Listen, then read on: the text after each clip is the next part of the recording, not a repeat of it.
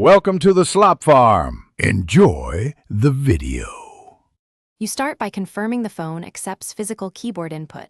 Use an OTG adapter or Bluetooth pairing. Open Brawlhalla, navigate settings, then controls, and choose keyboard to create a layout.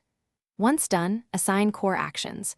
Movement to WASD, attacks to J and K, dodge to space, jumps to I or up.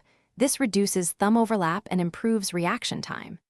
Make sure to save as Profile 1 so you can tweak later without losing the baseline mapping. Next, refine how the keyboard behaves and how the game responds.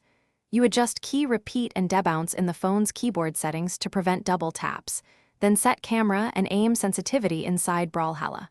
Once done, test each change in training for 30 to 60 seconds, focusing on movement, aerials, and recovery. You should bind combos and special moves to nearby keys.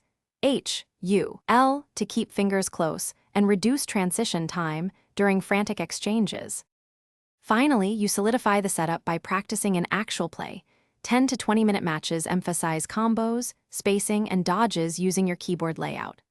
Once confident, save the profile and take a screenshot backup of your bindings so you can restore them quickly. If things go wrong, check latency and inputs.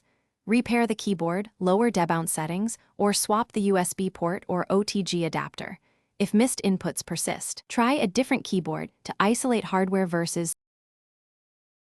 Thanks for watching. Consider subscribing if we helped you today.